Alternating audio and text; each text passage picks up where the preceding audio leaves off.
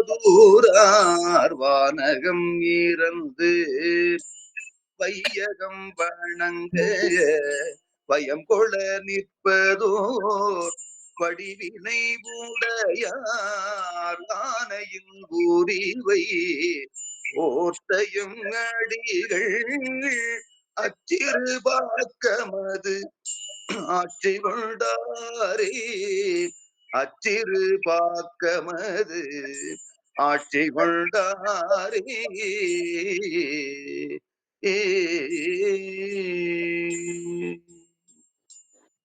சம்பளம் சிவாய நமங்க. சிவாய நமங்க. திருச்சிற்றம்பலம். பன்மை தரும் ஆகம நூல் வைத்த பொருள் வழுவா உண்மை விளக்கம் உரை செய்ய திண்மதம் சேர் அந்தி நிற தந்தி முக தொந்தி வயிற்று ஐங்கரனை பந்தம் அற துந்தியுள் வைப்பாம். சம்பளம். அடியார் பெருமக்களுக்கு அடியனுடைய பணிவு கலந்த வணக்கம். அன்பர்களே, சிவகாமி அம்மை உடனாகிய அம்பலவான பெருமானது திருவருட் பெருங்கருணையினாலும் அருபான்மை நாயன்மார்களின் குருவருளினாலும் செயல்படுகின்ற வேறூர் மணிவாசகர் அருட்பணி மன்றத்தின் சார்பாக நடத்தப்படும் சைவ பாட வகுப்பில இந்த இணைப்பில் இணைந்து கொண்டு சைவ பாட வகுப்பை சிந்திக்கின்ற பேரருளை நாம் பெற்றிருக்கிறோம். அதற்கு அருள் செய்த திருவருளையும் குருவருளையும் போற்றி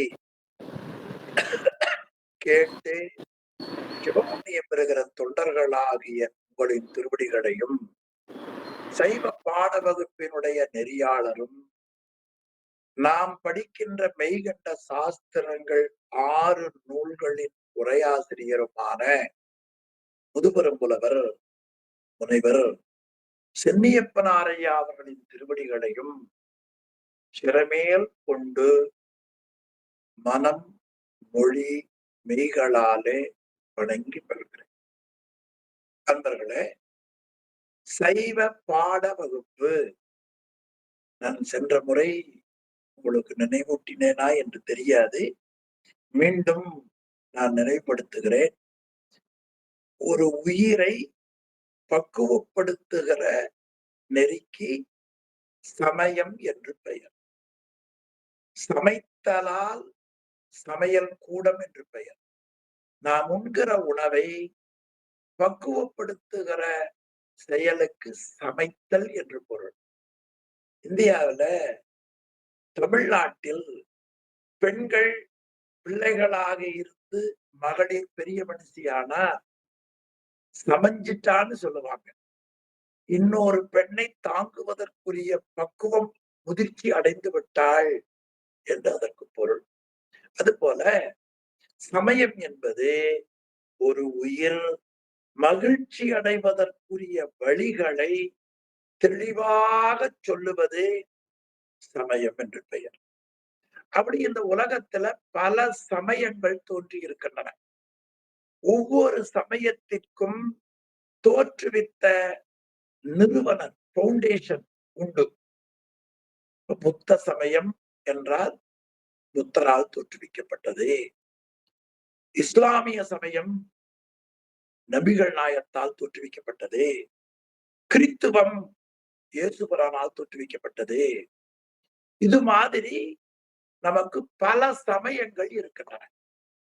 அந்த சமயங்களை அறுவகை சமயம் என்று நம்முடைய ஞான நூல்கள் கொடுக்கின்றன. அந்த அறுவகை சமயத்திலே சொல்லப்பட்டிருக்கிற நெறிகள், ஒழுங்குகள் இவையெல்லாம் நாம் ஒவ்வொன்றாக பார்த்து அதிலே எது நன்மை, எது தீமை, எது நமக்கு உண்மை என்பதை கண்டறிய வேண்டும். அப்படி நம்ம கடைக்கு போனா கூட ஏதேனும் ஒரு பொருள் வாங்குறோம்னா அதுல எது நமக்கு தேவையோ, அதுல எது நமக்கு பயனுடையதோ, எது நல்லதோ இதெல்லாம் சிந்திச்சு அந்த பயன் கருதி வாங்குகிறோம். அதை போல சமயங்களிலே உயிர் மகிழ்ச்சி அடைவதற்குரிய வழிமுறைகளை பல சமயங்கள் பலவிதமா சொல்லுகின்றன. உதாரணமா ஒரு சமயத்தார் நல்லா சாப்பிடுவது மகிழ்ச்சி, தூங்குவது மகிழ்ச்சி. இது நமக்கு தெரியும். வாய்ப்பு இருந்தால் இரண்டொருவர் வாய்ப்பு இருந்தால் வீடியோவை ஆன் பண்ணி நீங்க வரலாம். ஆடியோ மட்டும் மியூட் போட்டுங்க. இது அமெரிக்க தொண்டர்களுக்கு மட்டும். பார்வையாளர்கள் அங்கு கொண்டு வீடியோவை ஆடியோவை ஆன் பண்ண வேண்டாம். வெளியில இருக்கிற இந்த இணைப்புல சேர்ந்து இருக்கிற மைய மாணவர்களுக்கு மட்டும் வீடியோ ஆடியோ அனுமதி. மற்றவர்கள் அதுல வீடியோ ஆடியோ இணைப்புல வர வேண்டாம் என்று அதை மியூட் போட்டு கேட்டுக்கொள்ளுங்கள். சரி, ஐயா வந்தது ரொம்ப மகிழ்ச்சி. எனக்கு உங்களை யாரோ ஒருத்தரை பார்த்து சொன்னால் ஒரு நிறைவாய் இருக்கும். அதற்காக நான் உங்களுக்கு நினைவூட்டினேன். ஆக சாப்பிடுவது மகிழ்ச்சி, தூங்குவது மகிழ்ச்சின்னாங்க. இன்னும் நிறைய இருக்கு. இந்த ரெண்டை மட்டும் எடுத்துக்குவோம். இப்ப நாமும் சாப்பிடுவது மகிழ்ச்சி தான், தூங்குவது மகிழ்ச்சி தான் இல்லையா? ஆனா அந்த மகிழ்ச்சி எவ்வளவு நேரம் இருக்கிறது? குறைந்த காலம் தான் இருக்கிறது. நம்முடைய சமயம் சொல்லுகிறது நிலையான மகிழ்ச்சியை பெற வேண்டும். அதை நம்முடைய ஞானசம்பந்தர் சொல்லுகிறார், நிலையுடைய பெருஞ்செல்வம் நீடுலகில் பெறலாமே. ஆக ஒரு உயிர் நிலையுடைய பெருஞ்செல்வமாகிய மகிழ்ச்சியை, பேரின்பத்தை பெறுவதற்குரிய வழிமுறைகளை எந்த சமயம் சொல்லுகிறதோ அந்த சமயம் நாம் கைகொள்ள வேண்டிய சமயம். இப்ப அந்த சமயங்களை பற்றி நன்கு தெரிந்த ஒருத்தர் ஒவ்வொரு சமயத்தையும் சிந்தித்து பார்த்து இந்த சமயங்களிலே எது உயர்ந்தது என்று அவர் ஒரு மந்திரத்துல காட்டுகிறார். சைவத்தின் மேல் சமயம் வேறு இல்லை. சமயம் என்ற சொல்லுக்கு பக்குவப்படுத்துதல். எதற்கு பக்குவப்படுத்துதல்? பேரின்பத்தை பெறுவதற்கு ஆன்மாவை தயார் செய்தல். பேரின்பத்தை பெறுவதற்கு ஆன்மாவை, உயிரை தயார் செய்தல். அப்படி தயார் செய்கிற அந்த நெறிக்கு சமயம் என்று பெயர். அந்த பேரின்பத்தை பெறுவதற்கு பலரும் பல சமயங்களை தோற்றுவித்து சொன்னார்கள். அந்த சமயங்களிலே சொல்லப்படுகிற மகிழ்ச்சி குறைவான மகிழ்ச்சி.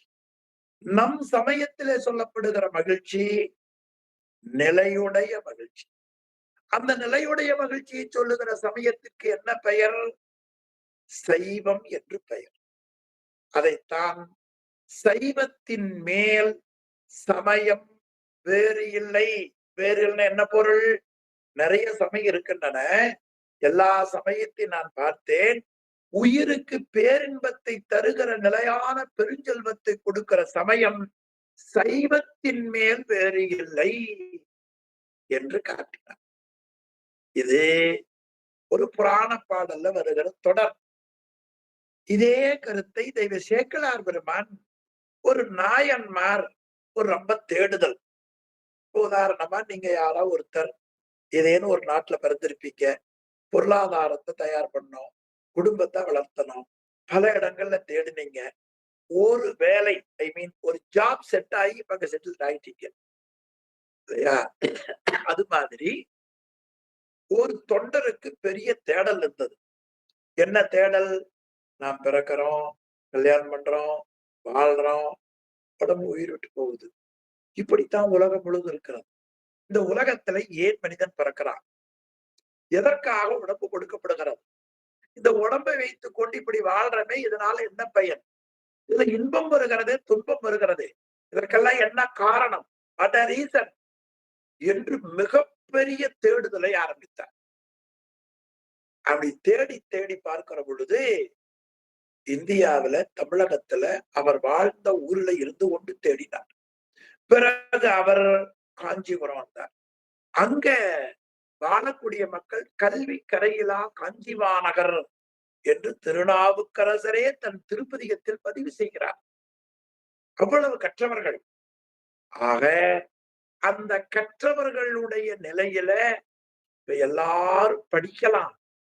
ஆனால் படிச்ச வழி அதுல நிற்பதுதான் ரொம்ப கஷ்டம். நிற்க, கற்க, நிற்கன்னார். இப்ப படிக்கலாம். படிச்சத நாம வாழ்க்கையில கடைபிடிக்க வேண்டும். அப்படி கடைபிடித்த பெரியவர்கள் வாழ்ந்த ஊர், மிகுதியாக வாழ்ந்த ஊர் காஞ்சி மாநகர். எனவே கற்றதனால் ஆய பயன் என்கொல் வாலறிவன் நற்றாள் தொழாரெனி. நீ படித்த படிப்பினுடைய நிறைவு என்ன தெரியுமா? டிகிரி வாங்குவதல்ல, முனைவர் பட்டம் முன்னால் போடுவதல்ல. நீ படித்த அறிவுக்கு பயன். இந்த உடம்பையும் இந்த உலகத்தையும் ஒருவன் கொடுத்தானே, அவனை வணங்க வேண்டும் என்கிற அறிவுதான் கற்றதின் பயன் என்று வள்ளுவ பேராசான் காட்டியது உங்களுக்கு நினைவூட்டுவேன். அப்படி கற்ற கல்விக்கு ஏற்ப அடங்கிய கொள்கை சான்றோர் பலர் வாழ்ந்திருக்கிறார்கள் தமிழகத்தில. அது புறநானூற்று பாடல் நல்லா ஒன்று சொல்லும். ஒருத்தருக்கு நர வந்துருச்சு. எனக்கு ரமணியாவுக்கெல்லாம் வந்துருச்சு இல்லையா? அவருடைய அண்ணா பார்த்தா கொஞ்சமா நர, அவருடைய அண்ணா பார்த்தா கரேன்னு தலை. தைப்பூசரன் நினைச்சிடாதீங்க, அவர் உடம்புலயே. இப்ப நரை வருவதற்கு காரணம் என்ன? உலகத்துல பல்வேறு கருத்து அறிவியல் சொல்லுவார்கள். ஆனால் அறிஞர்கள் சொல்லுகிறார்கள், எந்த மனிதனுக்கு மன உளைச்சலும் மன கவலையும் இல்லையோ அவனுக்கு நரை வராது. ஒரு புறநானூற்று பாடல் சொல்லுகிறது, நரை திரையிலா ஆகுதல் யாங்கு ஆகியன் என வினவுவர் ஆயினீர். என்ன காரணம் தெரியுமா? நான் வாழுகிற ஊர் ஆன்று அவின்று அடங்கிய கொள்கை சான்றோர் பலர் வாழுகிற ஊர். சிலர் அல்ல, பலர் வாழுகிற ஊர். அதன் தலை மாண்டையின் மனைவியோடு மக்களும் நிரம்பினர். என் கலைஞர் அல்லவே செய்யார் என்று அந்த பாடல் முழுக்க நான் பொருள் சொல்லவில்லை. தேவையான ஒரு வரி மட்டும்தான் நினைவூட்டினேன். நேரம் இருந்தா உள்ளூரா இருந்தா நேர்முகமா இருந்தா விளக்கமா சொல்லலாம். கொடுக்கப்பட்டிருக்கிற கால எல்லை குறைந்ததால தேவையான செய்திகளை மட்டும் நான் நினைவூட்டுவேன். எனவே அடங்கிய கொள்கை சான்றோர், அப்படி அடங்கிய கொள்கை சான்றோர்கள் அதிகம் வாழ்ந்த ஊர் காஞ்சிபுரம். அங்க படித்தார். அப்பொழுது அவர் ஒரு தேர்வு செய்தார். செய்வானும் செய்வினையும் அதன் பயனும் கொடுப்பானும் மெய்வகையால் விதித்த பொருள் நான்காகும். உண்மையிலேயே செய்வான், செய்வினை, அதன் பயன், அதை கொடுப்பவன், இந்த நான்கும் உயிர்களுக்கு ஒருவன் செய்து கொண்டிருக்கிறான். அதுல செய்யக்கூடியவன், செய்வதால் வரக்கூடிய பயன், அதை கொடுப்பவன். இப்படி இந்த நான்கும் எதிலே சொல்லப்பட்டிருக்கிறது? மெய்வகையால் விதித்த பொருள் நான்கு ஆகும். இவை சைவ நெறிக்கு அன்று மற்றும் இல்லை. இது அந்த பெரியவர் முடிவு செய்ததா சேக்கிழார் காட்டுகிறார். சாக்கிய நாயனார் புராணத்திலே சொல்லப்படுகிறது. அப்ப நமக்கு செய்வான், செய்வினை, அதன் பயன், கொடுப்பான். அப்படி அந்த பேரின்பத்தை தருகிற நெறி ஏனைய சமயத்தை காட்டிலும் சைவ சமயத்தை தவிர வேறு எதிலேயும் இல்லை. சைவத்தின் மேல் சமயம் வேறு இல்லை. அந்த சமயத்திலே சொல்லப்படுகிற கடவுளுக்கு பெயர் சிவம். அந்த பாட்டிலே வருகிறது, சைவத்தின் மேல் சமயம் வேறு இல்லை, அதில் சார் சிவமாம் தெய்வத்தின் மேல் தெய்வம் வேறு இல்லை. அப்ப சிவம், சிவம், சைவம் என்பது சிவ சம்பந்தம் உடையதே. சரி, சிவம் என்பது மங்களம் என்று பொருள். மங்களமானவனுக்கு சிவம் என்று பெயர். மங்களத்துக்குள் மங்களம் பேரின்பம். இப்ப இறைவன் இன்ப வடிவமாக இருப்பவன். இன்ப வடிவமாக இருக்கக்கூடிய இறைவனை நாம் வணங்கினால் அந்த இன்ப நிலை நமக்கு வந்து சேரும். இப்ப வீடுகள்ல நாம் நம்முடைய பெற்றோரை வணங்குகிறோம். நம்ம வீடுகள்ல இருக்கிற பெரியவர்களை காலத்தொட்டு வணங்குறோம். என்ன காரணம்? அவருக்கு இருக்கிற நல்ல பண்புகள் நமக்கு வர வேண்டும். இதுல எந்த விதமான கருத்தும் எந்த சமயத்தாருக்கும் இருக்காது. இருவேறுபட்ட கருத்துக்கு வாய்ப்பில்லை. அந்த முறையில பேரின்ப வடிவமாக இருக்கிற இறைவனை நாம் வணங்கினால் நமக்கு பேரின்பம் கிடைக்கும். அப்ப சைவம் என்பது பேரின்பத்தை உயிர் அடைவதற்குரிய வழிகளை சொல்லுகிற நூல்களை நாம் பாடமாக படிக்க போகிறோம். அப்படி பாடமாக படிக்கக்கூடிய வகுப்புக்கு பெயர் சைவ பாட வகுப்பு. சைவ பாட வகுப்புனா என்ன பொருள்? பேரின்பத்தை பெறுவதற்குரிய நெறியை, அதற்கான நூல்களை, அதற்கான வழிகளை நமக்கு தெரிவிப்பதை தொடர்ந்து நாம் புரியும்படியாக வகுப்பாக கேட்க இருக்கிறோம். சைவத்துக்கு நான் ஒரு வாரம் உங்களுக்கு நான் நினைவூட்டி இருக்கிறேன். அதை பாடமாக படிக்க வேண்டும். பாடம்னா என்னன்னு கேட்டீங்கன்னா, கிராமங்கள்ல சொல்லுவார்கள். அதாவது உடம்புல ஒரு தேளோ ஒரு பாம்போ கடிச்சிருச்சுன்னா நச்சுத்தன்மை வந்துடும். அதுக்கு சில மந்திரங்களை சொன்னால் அந்த நச்சுத்தன்மை கீழே இறங்குங்கிறாங்க. அதுக்கு பாடம் போடுறதுன்னு சொல்லுவாங்க. பாடம் போட்டா அந்த நச்சுத்தன்மை மந்திரத்தால இறக்க முடியும். ஆமா. அப்போ நம்முடைய உயிரில் நச்சுத்தன்மையாக இருக்கக்கூடிய அறியாமையாகிய ஆணவ மலத்தை நீக்குகிற ஆற்றலுடைய நூல்களை தொடர்ந்து படித்தலுக்கு பாடம் என்று பெயர். அப்ப எதுவரை படிக்க வேண்டும்?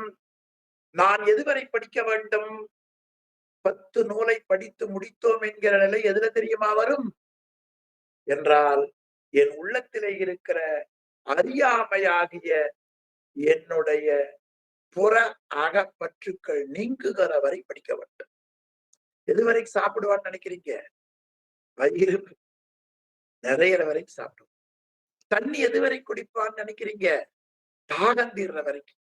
அது மாதிரி எதுவரை படிக்க வேண்டும்? நம் அறியாமை நீங்குகிற வரை படித்துக் கொண்டே இருக்க வேண்டும். அது எப்படி படித்தல்? வகுப்பாக படித்தல். வகுப்பு என்பது எப்படி? தொடர்ந்து ஒரு பொருளை முழுமையாக தெரிந்து கொள்ளுகிற வரை தொடர்ந்து சிந்தித்தலுக்கு வகுப்பு என்று பெயர். ஆக பேரின்பத்தை தரக்கூடிய நெறிமுறைகளை கூறுகிற நூல்களை தொடர்ந்து நம் அறியாமை நீங்குகின்ற வரை படிக்கின்ற சொல்லித் தருகின்ற வகுப்புக்கு சைவ பாட வகுப்பு என்பதை சிறிய உங்களுக்கு நினைவூட்டுகிறேன். அதிலே சிவபெருமான், சைவத்துக்கு கடவுள் யாரு?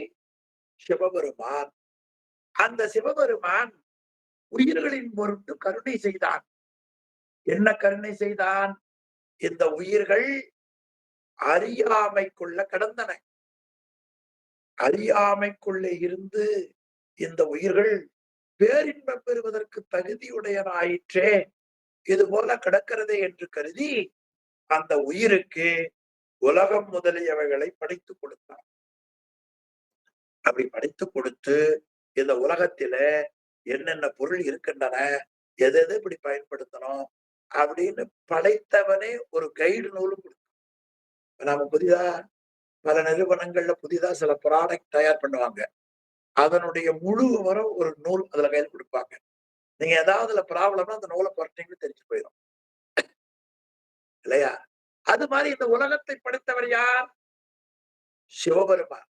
அவரை தவிர யாரும் இந்த நூலை எழுத முடியாது. ஏன்? அவர் தாங்க படைச்சாரு. இப்ப காலையில 2 பூரியும் உருளைக்கிழங்கு செய்யறாங்க. அது எப்படி இப்படி சுவையா சமைச்சாங்கன்னு சாப்பிடுற எனக்கு தெரியுமா? கேட்கிற உங்களுக்கு தெரியுமா? யார கேட்டா தெரியும்? சமைத்தவர்கள் யாரோ அவரைத்தான் கேட்கணும். அது மாதிரி இந்த உலகத்தை கொடுத்தவர் யாரோ அவர்தான் நூலை கொடுத்தார். அந்த நூலுக்குள்ள என்ன செய்தி இருந்தன?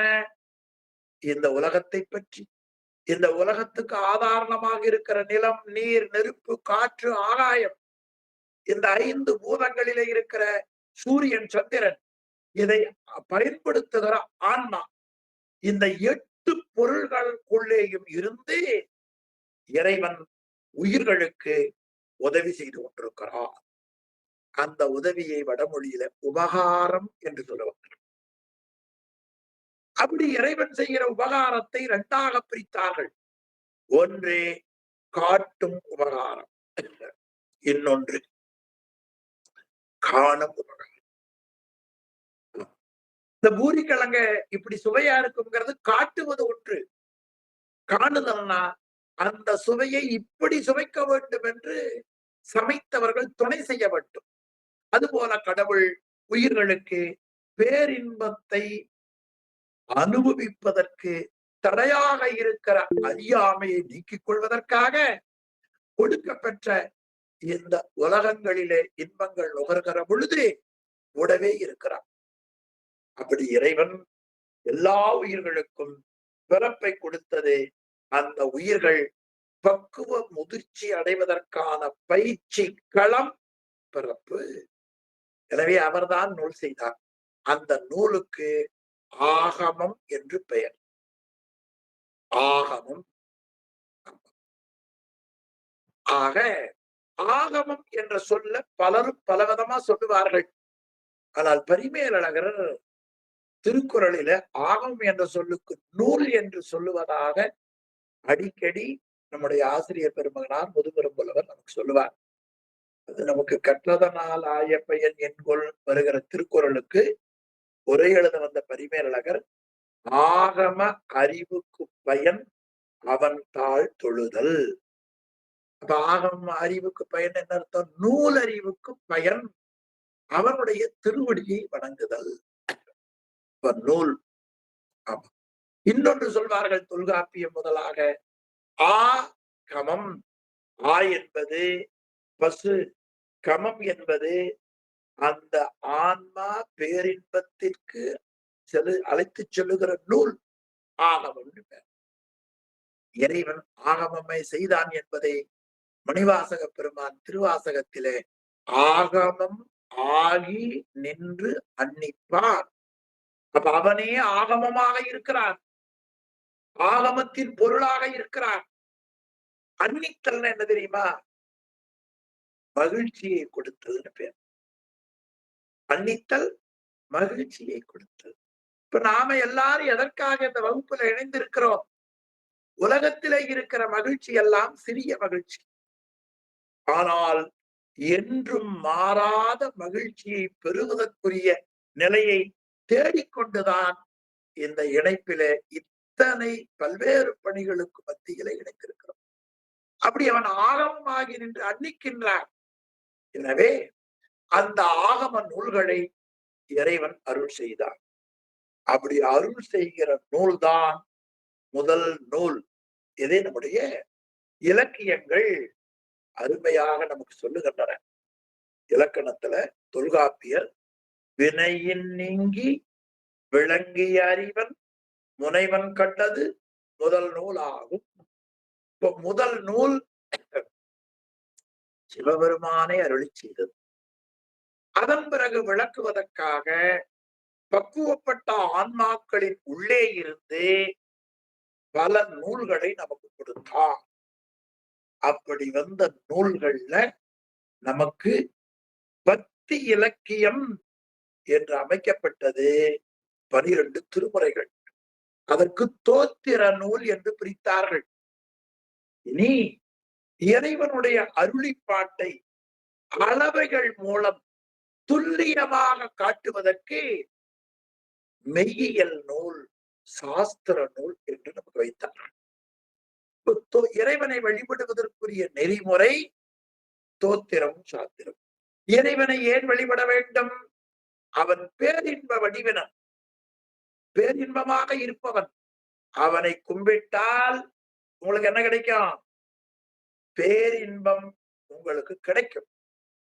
பேரின்பத்தை பெறுவதற்குரிய தகுதியுடையவர்கள் ஆவீர்கள். அத்தகுதியை நீங்கள் ஆய்விட்டால் உங்களுக்கு விசா அதெல்லாம் ஒண்ணும் வேண்டியதில்லை. இங்க இருந்த பக்கமே அந்த இன்பத்தை அனுபவிப்பீர்கள். ஆனால் அதற்கு தோத்திரம் சாஸ்திரம் என்று வைத்தார். இதை அப்பர் பெருமான் அல்லும் பகலுமாய் நின்றார் தாமே, அந்தியும் சந்தியும் ஆனார் தாமே. தொடர் மட்டும் வச்சுக்குவோம். தோத்திரமும் சாத்திரமும் ஆனார் தாமே. தோத்திரமும் அவர்தான், சாஸ்திரமும் அவர்தான். ஏன்? தோத்திரத்தை அவர்தான் கொடுத்தார், சாஸ்திரத்தை அவர்தான் கொடுத்தார். அந்த சாஸ்திர நூல்களில தோத்திரத்தை பார்க்க வேண்டும், தோத்திரத்தில சாஸ்திரத்தை பார்க்க வேண்டும். இப்படி இந்த ரெண்டும் பிரிப்பில்லாமல் பின்னி கிடக்கிறது. இந்த ரெண்டு நூல்கள் எதை சொல்லுகின்றன என்றால், பேரின்பத்தை தருகிற முதல்வனை பற்றியும், பேரின்பத்தை அனுபவிக்க தகுதியுடைய உயிரை பற்றியும், பேரின்பத்தை அனுபவிப்பதற்கு கொடுக்கிறவர்களுக்கும் பெறுபவனுக்கும் இடையிலே தடை செய்கிற அறியாமையாகிய ஆணவத்தை பற்றியும் இந்த தோத்திரம் சாத்திரம் சொல்லுகின்றன. இந்த தோத்திரத்தில என்ன அமைப்பு என்று கேட்டால், பேரின்பத்தை கொடுக்கக்கூடிய தலைவனின் உண்மை தன்மையை தோத்திரம் முழுவதும் சொல்லப்படுகிறது. சாஸ்திரத்துல என்ன சொல்லப்படுகின்றன? அந்த பேரின்பத்தை கொடுக்கக்கூடிய முழு முதல்வனை நாம் எப்படி பற்ற வேண்டும், ஏன் அவனை நாம் பற்ற வேண்டும், அவனை வணங்குவதற்கான காரணம் என்ன? நீங்க பணி செய்றீங்க, பணி செய்கிற நிறுவனத்தினுடைய நிறுவனர் முதலாளி வர்றார். நீங்க உங்க இருக்கையில டேபிள்ல உட்கார்ந்துருக்கீங்க. அவர் வந்து என்ன செய்வீங்க?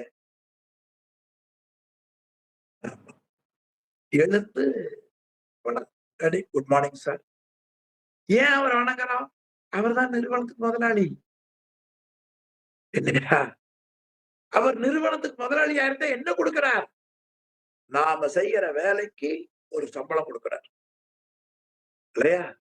செய்கிற வேலையில தவிர எடுத்துக்க வேண்டாம், என் கருத்தை பதிவு பண்றேன்.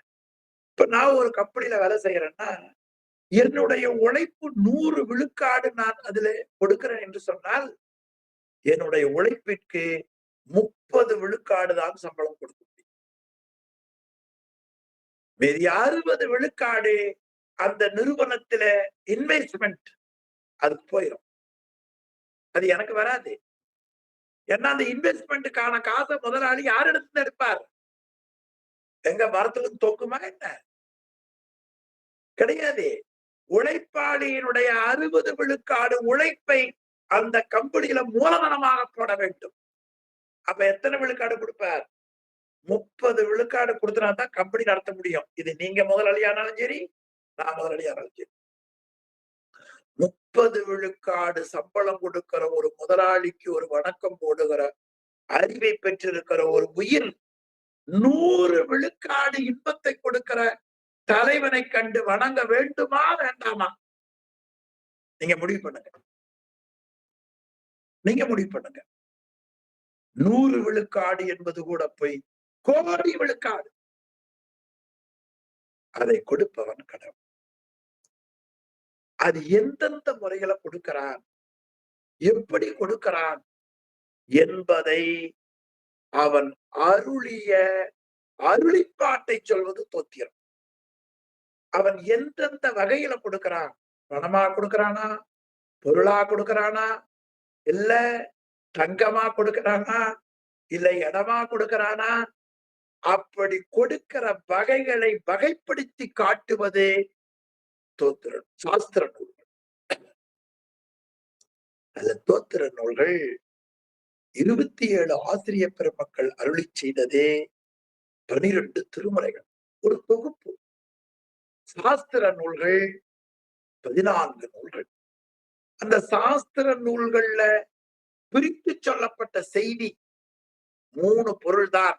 ஒன்று, பேரின்பத்தை அனுபவிக்கிற உரிமையுடைய உயிர்கள், பேரின்பத்தை கொடுக்கக்கூடிய தலைவனான இறைவன், அந்த பேரின்பத்தை பெறுவதற்கு உயிர்களுக்கு தடையாக இருக்கிற அறியாமையாகிய ஆணவம். இந்த 3ஐ பற்றியும் சாஸ்திர நூல்கள சொல்லப்படுது. அந்த 3ல கடவுள் உண்டா, உயிர் உண்டா, அறியாமை உண்டா, இதுக்கு பிரமாணம். இது ஒரு பகுதி. இனி பேரின்பத்தை பெறுகிற உயிர் என்ன செயல்பாடுகளை உடையது, பேரின்பத்தை கொடுக்கிற கடவுள் என்னென்ன தன்மை உடையவன்,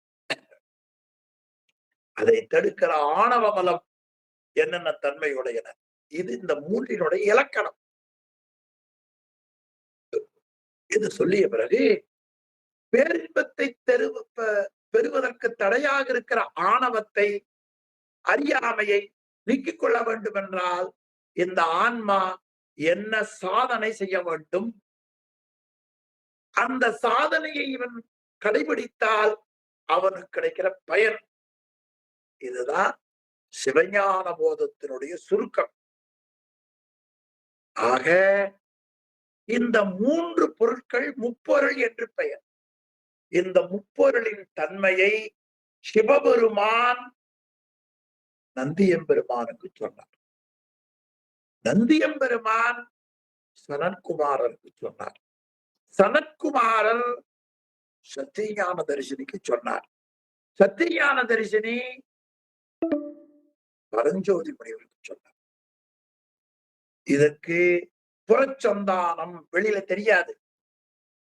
அகம் புறம்னு வாழ்க்கையில் இருக்கிறது. மக்களுடைய புற வாழ்க்கையை பற்றி சொல்லுவது தமிழில புறநானூறு, அக வாழ்க்கையை பற்றி சொல்வது அகநானூறு. இப்படி இவர்கள் அகத்திலே இருப்பவர்கள். இனி புறத்திலே இருப்பவர்கள் பரஞ்சோதி முனிவர் மெய்கண்டாருக்கு சொன்னார். மெய்கண்டார் அருளந்தி சிவாச்சாரியார் கூறினார். அருளந்தியார் மறைஞான சம்பந்தருக்கு, மறைஞான சம்பந்தர் உமாபதி சிவம். இப்படி இந்த சந்தான தொடர்ச்சி முறையில, சந்தான தொடர்ச்சி முறையில புறச்சந்தானம் அகச்சந்தானத்திற்கு சிவபெருமானுடைய அருளால் நமக்கு வந்த பெரியவர்கள் புறச்சந்தானத்துல 4 மெய்கண்டார், அருளந்தி சிவம், மறைஞான சம்பந்தர், உமாபதி சிவம். இந்த 4 பேர்ல மெய்கண்டார் அருளிய நூல் இந்த மெய்யியலுக்கு சாஸ்திரத்திற்கு மூலமான நூல் அப்படி வச்சிருக்கிறாங்க. அதுக்கு சிவஞான போதம்னு பேர். அந்த சிவஞான போதத்துல சொல்லப்பட்ட பொருள் உங்களுக்கு முன்னமே இப்ப நினைவூட்டின. பேரின்பத்தை பெறுகிற உயிர், பேரின்பத்தை கொடுக்கிற கடவுள், பேரின்பத்தை நாம் பெற முடியாமல் தடையாக இருக்கிற அறியாமையாகிய ஆணவ மலம், இவைகள் உண்டா இல்லையா ஒரு பகுதி. இதனுடைய தனித்துவம் என்ன, இலக்கணம் என்ன, இந்த பேரின்பத்தை உயிர் செய்வதற்கு தடையாக இருக்கிற அறியாமையை போக்கிக் கொள்வதற்கு ஆன்மா என்ன சாதனை செய்ய வேண்டும், அப்படி செய்தால் பேரின்பத்தை இது எப்படி அனுபவிக்கும், பயன். சிவஞானம் 12 நுட்பா. அத வரியா எண்ணீங்கன்னா 40 வரி. சொல்ல எண்ணினால் 214 சொல். எழுத்தா எண்ணினால் 624 எழுத்து. இதை பாட்டு முறையில உரையாக வந்தது சிவஞான சித்தியார், அருணந்தி சிவம் எழுதியது. அந்த அருணந்தி சிவாச்சாரியர் எழுதிய நூல்கள்ல இன்னொன்று 2020. இப்ப சிவஞான போதம், அருணந்தி சிவாச்சாரியர் அருளி செய்த சிவஞான சித்தியார் 2020 3 நூல். இனி மெய்கண்டாருடைய மாணவர்ல ஒருத்தர் வனவாசம் கடந்தார். அவர் அருளிய நூல் உண்மை விளக்கம். 4 நூல் ஆச்சுங்களா? திருக்கடவுர் உயவந்த தேவநாயகர் செய்து திருக்களிச்சுப்படியார், திருவையலூர் உயவந்த தேவர்கள் செய்து திரு உந்தியார். 7 நூல் ஆயிற்று இல்லையா? ஆக திருவுந்தியார், திருக்களிச்சுப்படியார், சிவஞான போதம், சிவஞான சித்தியார், இருபாயிருபதி, உண்மை விளக்கம். இனி 8 நூல் உமாபதி சிவாச்சாரியார் அருளி செய்தது. இந்த 8 நூலையும் சேர்த்தால் 14 நூல். அது உமாபதி சிவா அருளி செய்த 8 நூல்கள்ல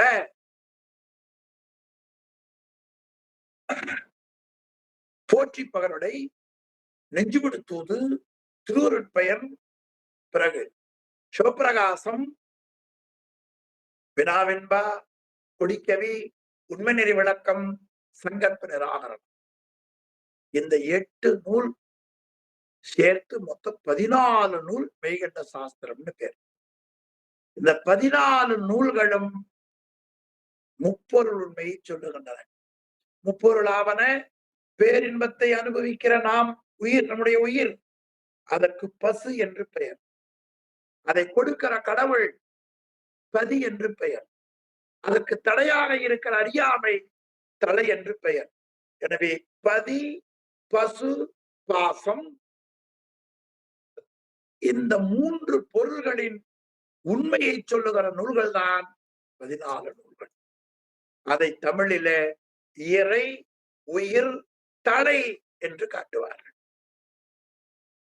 இந்த 3 பொருள்களை கூறியிருக்கிற 14 நூல்களிலே நாம் படிக்கிற நூல்கள் 6 நூல். நாம் படிக்கிற நூல் மொத்தம் எத்தனை? 6 நூல். 14 நூலையும் முப்பொருள் உண்மையைத்தான் சொல்லப்படுகிறது. 6 நூலையும் முப்பொருள் உண்மைதான். 2ஆ வச்சுக்கலாம். 6 நூலை படித்த பிறகு எஞ்சி இருக்கிற நூலை படிச்சா கொஞ்சம் விளங்கும். அல்லது 14 நூல்ல இருக்கிற கருத்துக்கள் மிகுதியாக இருப்பது 6 நூல்கள். இந்த 2ல எது வேணாலும் அமைத்துக் கொள்ளலாம்.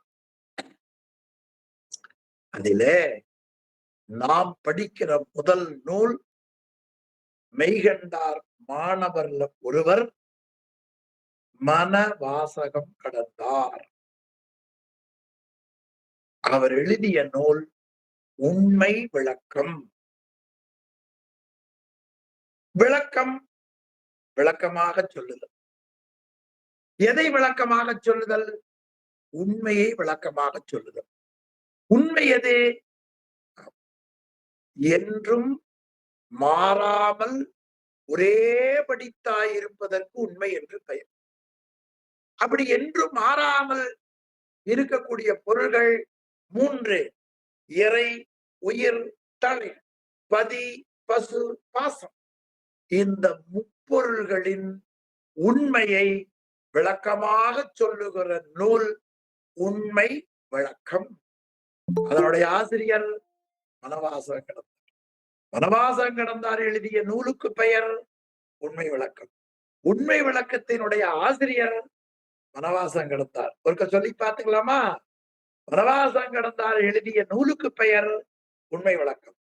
உண்மை விளக்கத்தினுடைய ஆசிரியர் மனவாசகம் கடந்தார். அவர் தமிழில வெண்பா யாப்புல 53 பாடல்களில இந்த உண்மையை நமக்கு காட்டுகிறார். இது ஒரு மாணவன் ஆசிரியரிடத்துல கேள்வி கேட்டு, ஐயத்தை கேட்டு தெளிந்து கொள்ளுகிற முறையில் ஆசிரியரும் மாணவரும் உரையாடுகிற முறையில அந்த நூல் அமைய பெற்றிருக்கிறது. சில நூல்கள்ல வினா மட்டும் இருக்கும். இப்ப 14 சாஸ்திரங்கள்லயே ஒரு நூல் வினாவென்பான்னு பேரு. அதுல வினாதான் இருக்கும், விடைய அறிவித்துக் கொள்ளணும். ஆமா, இந்த நூல் வினாவும் விடையும். சில நூல்கள் வினா இருக்கும், விடை ஒரு பக்கம் இருக்கும்.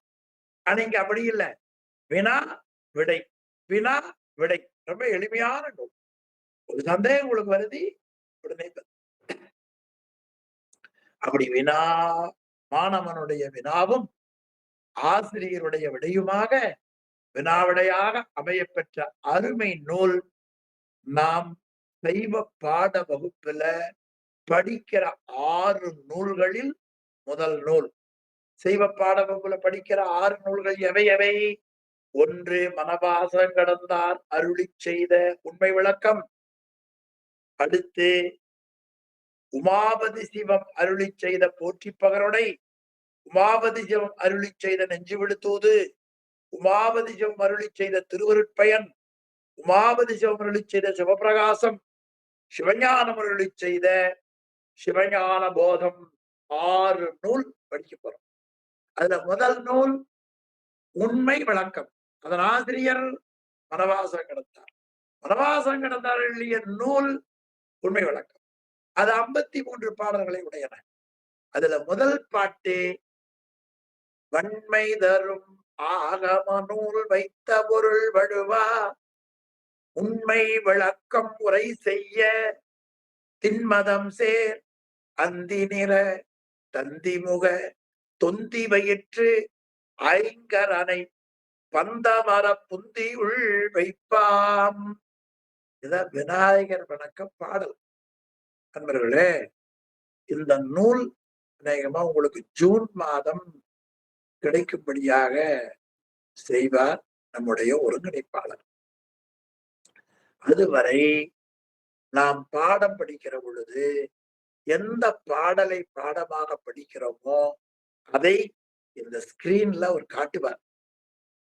எனவே அந்த பாடலை ஸ்கிரீன்ல பார்த்துட்டு அதுக்கு பொருள் அடியேன் தெரிந்த முறையில கூறினால் நீங்கள் எளிமையாக தெரிந்து கொள்ளலாம்.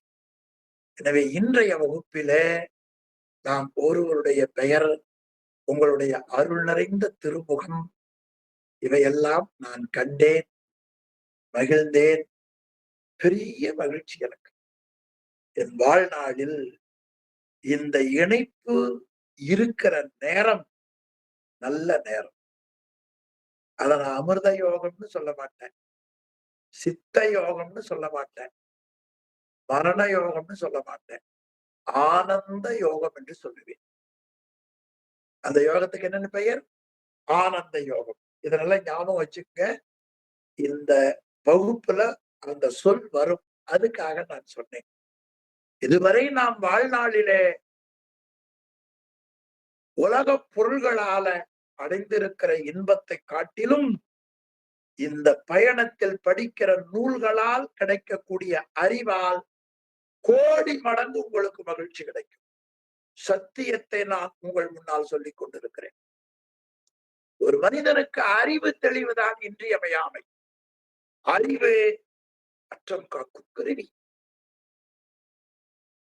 இப்ப கண்ணை வைத்து உலக பொருளை பார்க்கிறோம், காதை வைத்து நான் பேசுவதை கேட்கிறீர்கள். அறிவை கொண்டு என்ன செய்வது? அறிவு நம் உயிருக்கு துன்பம் வராமல் பாதுகாக்கிற ஆயுதம் என்று கூறினார் வள்ளுவர். அறிவற்றம் காக்கும் கருவி, செருவார்க்கும் உள்ளளிக்கலாக அரண். அந்த அறிவை பெற்றவர்களுக்கு ஆனந்த யோகம்தான். அந்த அறிவை 6 நூல்கள் உங்களுக்கு 100 விழுக்காடு கொடுக்கும்.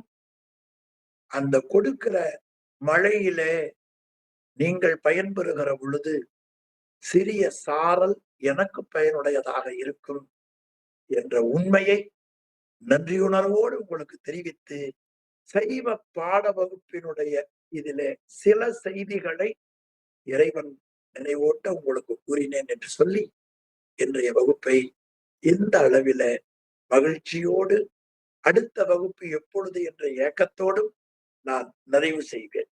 சிவா